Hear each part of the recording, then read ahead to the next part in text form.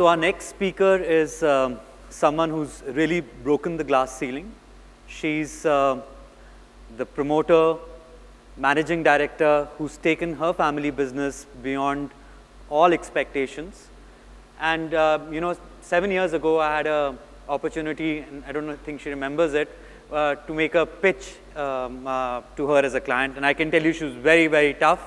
An excellent experience in terms of going and presenting and trying to sell some of our consulting work.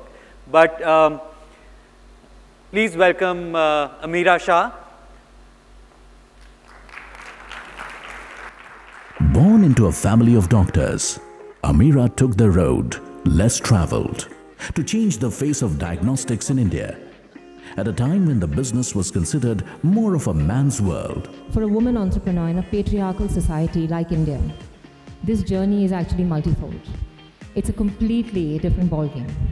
Being underestimated at every turn gave her the biggest advantage: to lead by example. She transformed a small family business into an unforgettable legacy, spanning 7 nations.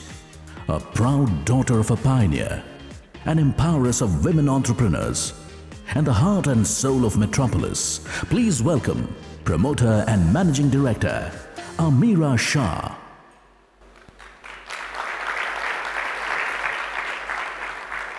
Thanks, everyone.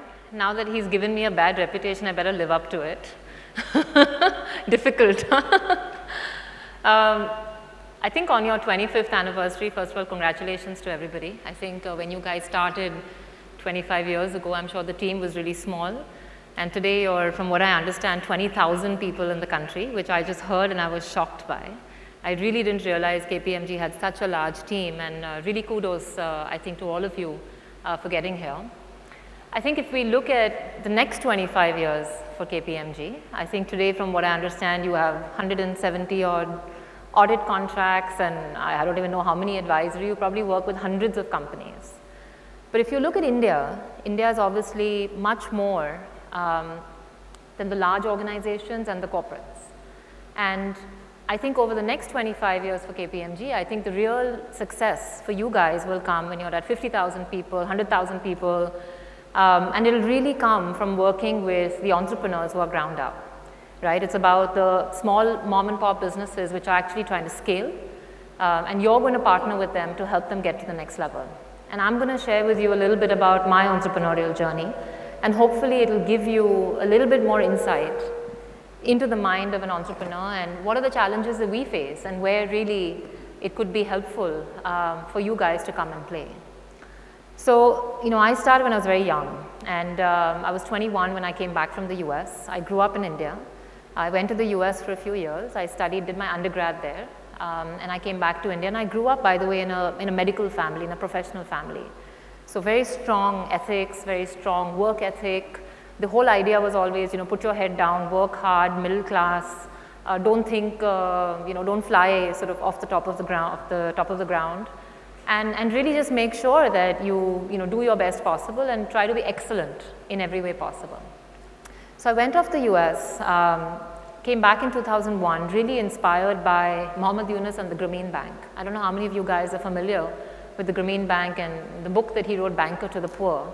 But I remember being 18 years old, 19 years old, and reading about this in the late 1990s and being hugely inspired that here's this man who's left his country, worked in other places, and then came back to Bangladesh and started a microfinance organization which was all about making social impact. And it was amazing to me even at that time that they had less than 1% of NPAs, considering each of their loans were so small and considering everything was based around the whole strategy of women groups and lending to a woman to buy a cow so that she can earn a daily living, and then she can, you know, that will replicate in a village. And I think the whole concept of it and the impact that he made was so amazing. I said, you know what, I need to go back to India. What am I doing in the US? And let me go back and try and see if I can impact my country in some way. And because my parents had been in healthcare, I said, okay, that's a good opportunity, and sort of let me get into it. So Metropolis is a chain of pathology labs. I've been called bloodsucker, vampire, what else? Mosquito, various names at various points. So you can call me whatever you want, any pick of them. But came back, and at the time, pathology in 2001 was a very different world. You know, you walk into a path lab, which is 200 square feet, 300 square feet. It's pretty disgusting. You know, there's blood on the ground, there's dirty cotton, the technicians aren't wearing gloves. You don't know what you're going to get infected with. And I came back and I thought, this can't be how pathology works, right? You don't just get a sense of comfort, you don't get a sense of trust and credibility or hygiene, and you don't know what you're going to get infected with. So I said, okay, this is an opportunity, and can we build a chain of labs from where we're sitting? And so I looked around the world, and I'd obviously seen a little bit of what had happened in the US, completely different market. India, you know, is hard enough as it is being an entrepreneur. It's tough, right? It's really tough to get somebody to back you, to get somebody to put money in you, to invest, to be able to scale. It's really hard. And I landed up working sort of 16-hour days from 2001 till 2015. But when I started in 2001, the idea was that there are lots of these mom and pop labs all across India. And include my father, who's a pathologist and had his lab in Bombay, had managed to build a really good reputation for himself in that part of Bombay. You know, he was in South Bombay. I don't know if how many of you from Bombay here, you may have heard of it at that time, called Dr. Sushil Shah's lab. It was at Gamdevi. It was, you know, 1,500 square feet. And like this, there were many pathologists all across the country. But none of them had really managed to scale. They had all sort of stayed in one center laboratories because they were all thinking as doctors, as professionals, right? The whole mindset was about the patient should be lucky to get a good quality report. And if the patient wants a good quality report, they'll come to me at my terms. There wasn't a customer centricity, there wasn't a mindset of scaling. In fact, the idea was that if you have more than one lab, your quality is bad, right? There were all these broad ideas around it. So it was in that time that I started to say that, okay, can we build a chain of labs that has a brand that's not on the individual doctor, it's not doctor dependent, you're going straight to the consumer, we're based on standardized practices, it's not based on individual practices, it's reasonably affordable, and can we really, you know, benchmark global standards, right? We don't want to be linked to Indian standards, we want to be linked to global standards. And that's how I really started the process. Now this is easier said than done. At the time, you know, we had a 6 crore lab. It had about 1 crore of profit. So there was a base to start on, which was fantastic. There was a reputation, but that was it. And so then we said, how do we really go from here? And I thought that, look, if my father's done this well in South Bombay, there must be all these other pathologists who've done it equally well. So I came up with a strategy to say, hey, can I do an inorganic strategy to cobble together a bunch of these different laboratories, right, and put them under an umbrella brand. Now this is where the entrepreneurship mindset comes in, right?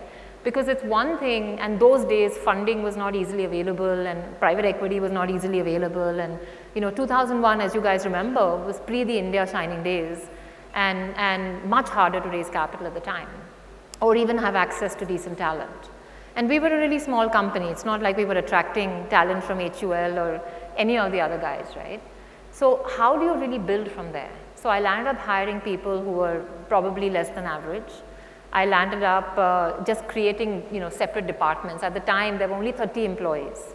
And each employee that was run, you know, it was like a doctor's clinic. I mean, each of you has been to a doctor's clinic in Bombay. You know exactly what I mean, where every decision is made by one person. It's not really a business. So from there, I went on to then do an M&A strategy, went on to do an organic strategy.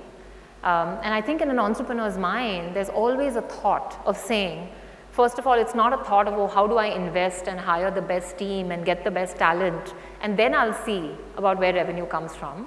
It's always about taking what you have and balancing it. So at the time, we had 1 crore, right? And it's not like I could invest the entire 1 crore. So the question was really, what can I do with 20 lakhs? What can I do with 30 lakhs? So there wasn't an ability to go out and hire a best team. So we really started going and developing relationships with other pathologists and to say that, look, how do we bring them on board? Now you have to understand the mindset of another doctor sitting in another city who's running his own paths lab, which is probably 2-3 crores in revenue. He's seeing about 40-50 patients a day, and he thinks he's the king of the world, right? Because all the patients are coming to him, Dr. Saab, you know, they're very thankful for everything he's doing. you know, he's sitting there as the king of his castle. So when I went to them and I said, hey, why don't you partner with us? We'll give you our brand. We'll take majority. We'll do this. I mean, they looked at me like I was an alien, right? And especially I was this 21-year-old girl who's going and telling this, you know, 55-year-old man that, hey, I'll come and give you money to buy your business. It was a ridiculous concept. So the first year and a half, I think I must have done 20 meetings, right? First, of course, I went to a bunch of different people. I found one guy who was even open. And then I did 20 meetings with him. I met his chacha, his mama, his kaka, his CA, his cousin, his advisor, everybody in the ecosystem who needed to be made to be comfortable, including the wife, the kids, everybody. Because everybody had concerns. Oh my God, this company from Bombay wants to come and take over my father's clinic. And that's what really taught me at the time the importance of building that relationship.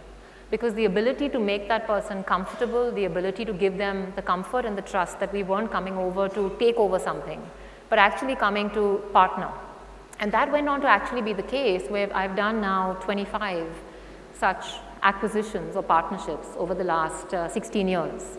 And whether we've had 90% shareholding or whether we've had 51, we've always treated our partners as equals, always. If anything, we've treated them as the majority shareholder. Because I think especially when you're in a position of power, shareholding, I think the other person anyway feels like they're in a weaker position. And then if you give them the comfort of saying that, hey, if there's a disagreement between you and me, the decision is going to be yours, that comfort is actually is priceless. Because most people wield power when they have it. And if you give it up, then I think the other party values it tremendously. And that's what I found in most of my partnerships, which is why we're the only company who's had the ability to really do these 25 deals. So we've gone, by the way, from one lab. We're currently at about 2,100 centers. We're across 6 countries, emerging markets, India, Africa, you know, Middle East, South Asia. We've gone from having 30 employees to 4,000, not reached 20,000 yet. And it's been an exhilarating journey. You know, we've done M&A, we've done organic growth. You know, we've just really had our own sort of all kinds of battles. We've had shareholder issues, we've had JV issues, we've had all kinds of opportunities and challenges along the way. But I can tell you from an understanding an entrepreneur's mindset, it's a constant challenge between balancing the short term and the long term, because there's never any money to do both. So you always need to keep thinking about how am I going to be able to deploy enough capital for the short term, but still think about not doing damage to myself long term. Entrepreneurs are by nature paranoid, right? And honestly, we need to be, because we're always looking behind our backs to see who's coming next, who's coming to hit our business, who's coming to spoil our lives, right, in the way we think. And I think that paranoia is very essential, but then the ability to also be detached so that you're able to let go. And I think the biggest challenge, I mean, I've gone from being a business, like I said, where we were, you know, 30 people, a sole proprietorship, to being an organization today where I have a professional CEO, I have a professional CFO, an entire team. And that journey has actually been as much of a journey about myself as it has been a journey about my business. Because I think entrepreneurship is actually mostly a journey about self-introspection and actually the different roles that you need to play at different points of time. Because when it was only 30 people or even 100 people, I pretty much had to be the whole and the soul of the organization, right? I had to be a multitasker. I had to be able to do everything. At a slightly different stage, there was a sense of saying that, look, I have to be involved, I have to be hands-on, but I have to allow other people to start influencing it. And now I'm at a stage where I say that, hey, there's so many influences from other people and other employees. How do I still retain the soul of the organization? How do I still retain the culture? How do I still make sure that we're not going off in 50 different directions? Because as we know, when we grow too fast or when we expand too fast, one of the things that actually we never realize in advance, but that hits us like a truck, is you suddenly go from having, you know, 100 people to 300 people, and the biggest thing that changes is the culture. You know, because you've got so many different people coming in with different influences that it's total mishmash of ideas, of thoughts, of values. And how do you really curtail that? Because what we do in our business is a matter of life and death, right? I mean, one pathology sample, I mean, any one of your family samples, you give it to Metropolis, and if you've given the testing for, you know, fever season dengue, and by mistake we give you a negative, somebody can die. So that responsibility, or the sense that, hey, we're actually dealing with people's lives in our hands, and we've got to be really careful and make sure that we're really responsible, really conscientious about exactly what we're doing, and not only treat it as a business. And treating it like a business is important. That's the only sustainable way. How do we scale? How do we still be the fastest growing company? How do we expand? How do we be sustainable? But at the same time, how do we really be conscious, have a real strong conscience about what we're doing? And I'll tell you, for me personally, that's been one of the hardest challenges. I mean, our industry is quite corrupt. There's a lot of challenges in healthcare, right? No bones about it. And there's, you know, all people will hear about all kinds of things that happen in the industry. And I'll tell you, it's been tempting, because every day my sales guys or my business guys will come to me and say, hey, you know, if we do X, Y, Z, we can grow, you know, at 50% a year. That's tempting as hell. But how do you still keep the moral compass? And how do you still make sure? Because there's nobody else, you know, you're not in a job where the boss is going to fire you if you do it. You're not working in the government where the government will, you know, will penalize you if you do it. It's your company, you can do what you want. So how do you still keep that moral conscience and be able to determine a path where there are no consequences, or at least not short term, and still decide what you're going to stand for? And to me, that's really the difference between the companies that are going to scale and the companies that are not. So back to the point that I was making originally, that I think when you guys are really looking at working with entrepreneurs and helping them build their businesses to the next level, look for entrepreneurs who fundamentally are not thinking only about money, expansion, business, but try to see if you can find that one thing in them which makes them think about who they really are and what purpose they really have in the world. Because to me, it's the people who not only have a strong business mind, but who have a strong answer for who they are and what they stand for in their industry. And that amalgamation of those two are really the entrepreneurs that are going to go on to become big, who are going to become thought leaders, who are going to scale, and who potentially are going to be really your clients. Not all entrepreneurs are built like that. And I think a lot of them, unfortunately, get sucked in with ego.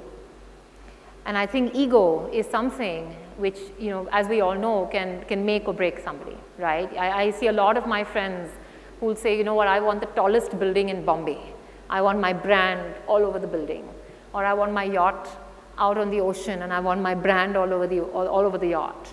I had a friend, I won't call him a friend, but I know a guy quite well, who recently, when I bumped into him at midnight at a bar, he said, hey Ameera, guess what? I said, what? He said, look what I just got.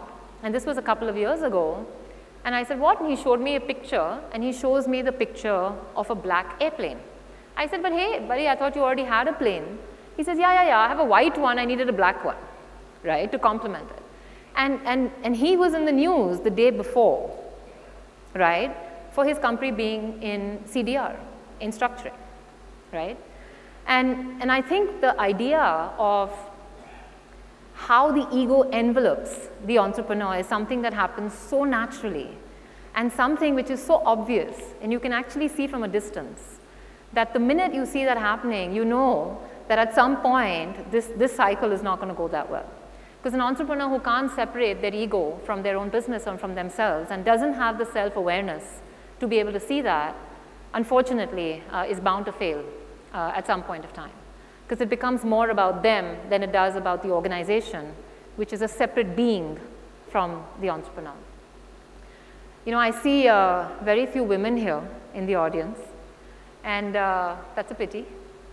I was sharing with you guys that, you know, being an entrepreneur is hard enough, and I'll be honest with you, I know women in professional companies like KPMG, a lot of things have changed, I think, in a lot of the corporate companies. I think the policies have changed, there have been good support, you know, but still it's hard. I mean, it shows by the numbers, right? being a female entrepreneur is a completely different journey. Because you really don't have a brand. There's no brand to stand behind. There's no customer list to stand behind. There's nobody offering you money, right? When you start off, it's not your kaka, your chacha, your uncle is not saying, yeah, beta, I'm giving you this money, go build your business. And along the way, you face a fair number of obstacles. There are people, your family members, who are constantly trying to dissuade you from actually pursuing business and building a firm, because most people are protective about women, right? And I've had a whole range of experiences which are really interesting, as a woman entrepreneur along the way.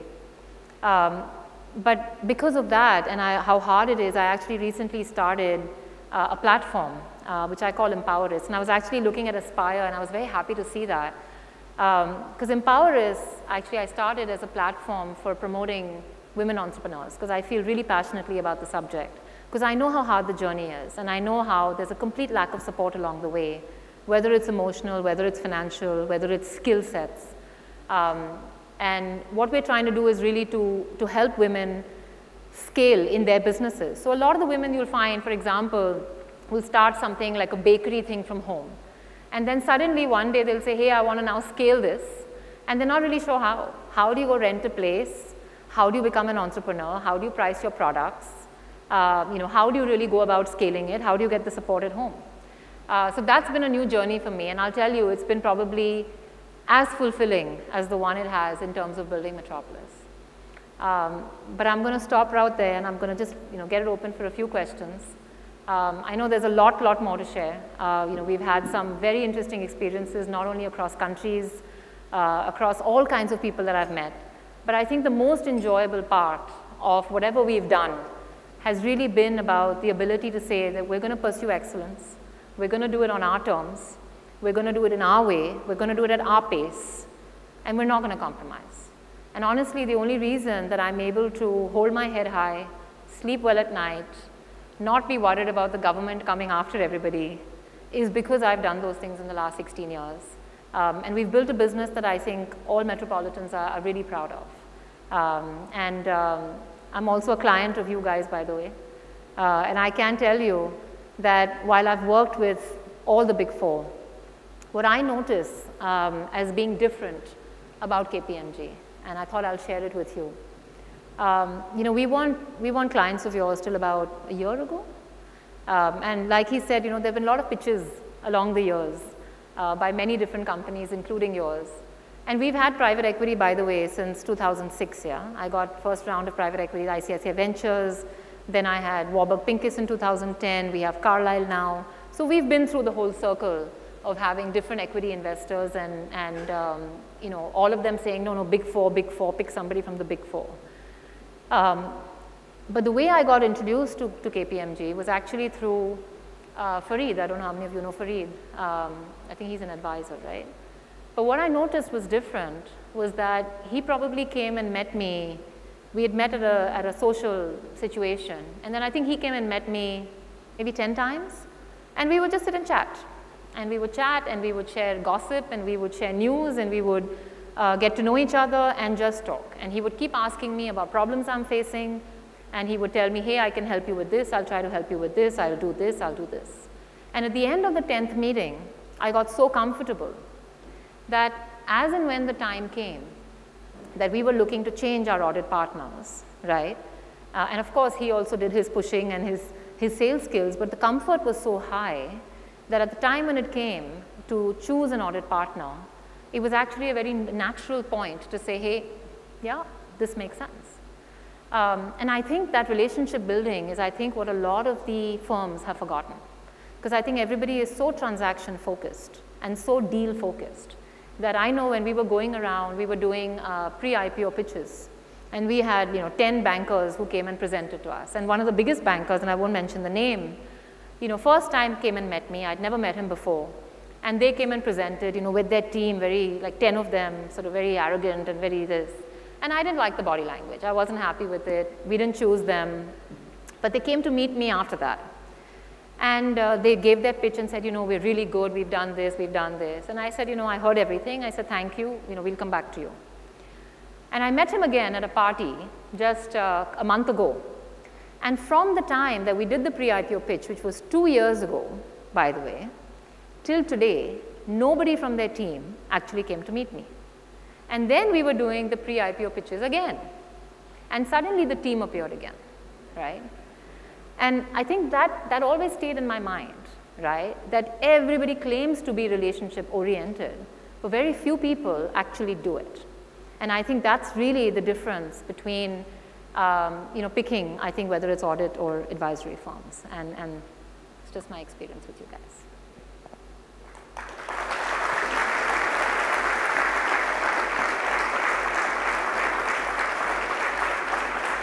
Thank you, Ameera, for sharing your story. Sure. I think the moral compass was indeed very apt and important in terms of what you shared.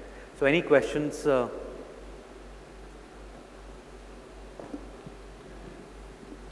Hi, Ameera. Thank you. Very impressive, indeed a great journey.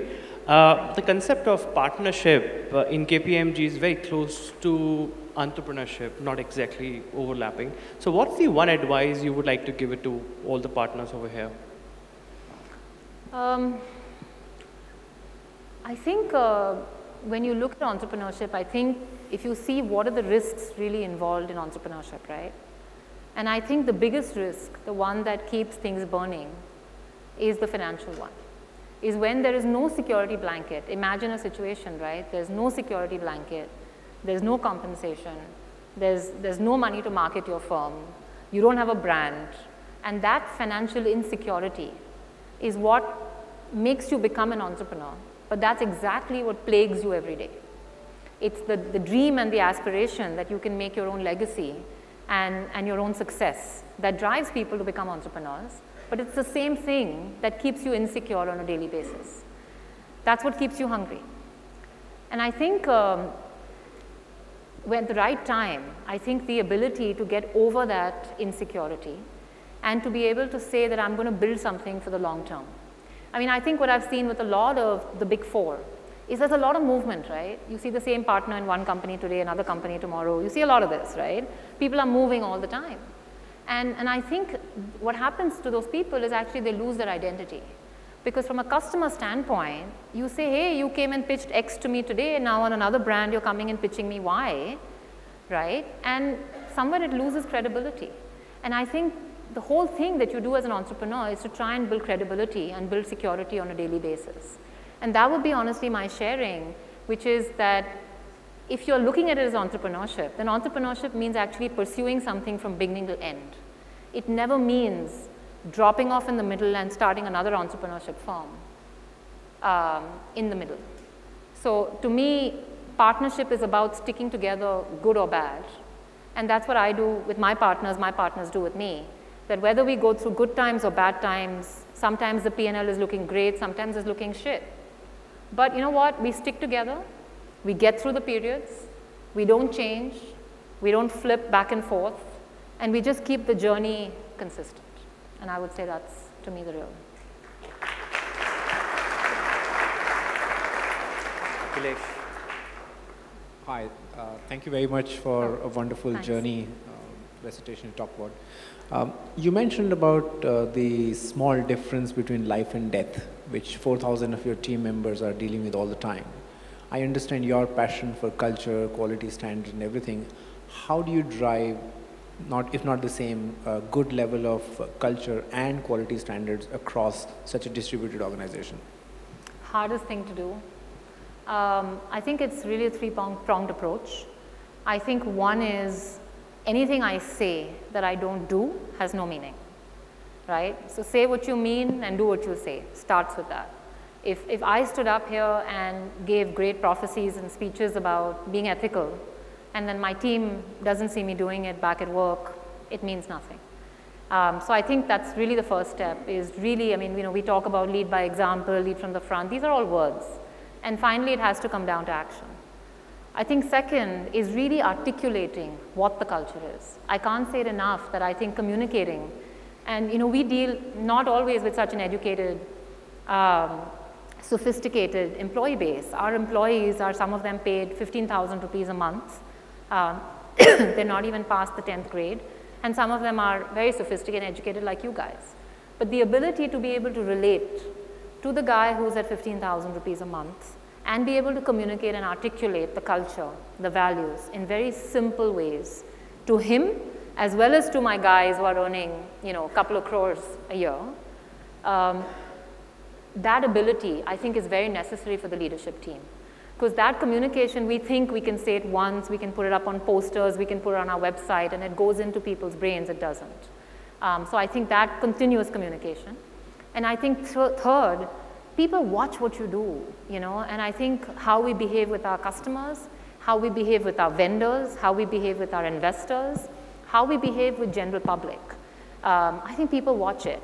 And when we say that we're a company which is based on certain values, those values are tested in every interaction. So I think being consistent about it, if we say that we're fair, and then we're treating our vendors extremely unfairly, we don't pay them at all, we decide just not to pay, or we pay them really late, or whatever the situation is, people see these things. So I think it's really a combination of all those. And I think quality, additionally, it's about the SOPs, the systems, and all that can be replicated. But I think it's the culture, the purpose, which really can't. And I think that's really the hard work. So that's what we focus a lot of our attention on. I'm very proud to say that, I've had 3 private equity investors. I've taken debt from one of the guys in my private holdco. I've had another investor who turned hostile at one point. But I've had 5 investors, since 2001. And I'm very happy to say every one of them has made shitloads of money off me. Lots of money off me, right? And I'm proud to say it because that's why they came in. They came in to make money. And if I haven't, when I took their money, it was a liability on my head. And it was my responsibility to deliver it back to them multifold. And the fact that we've delivered it back to them, every one of them, multifold, it means that every time we go to raise funds, we have a line of 10 people waiting to give us money. And so I think it's just shown in those actions on a regular basis. So I know some people, some people call me a tough negotiator, and I am. But after being a tough negotiator, I find that the people who work with us always walk away happy.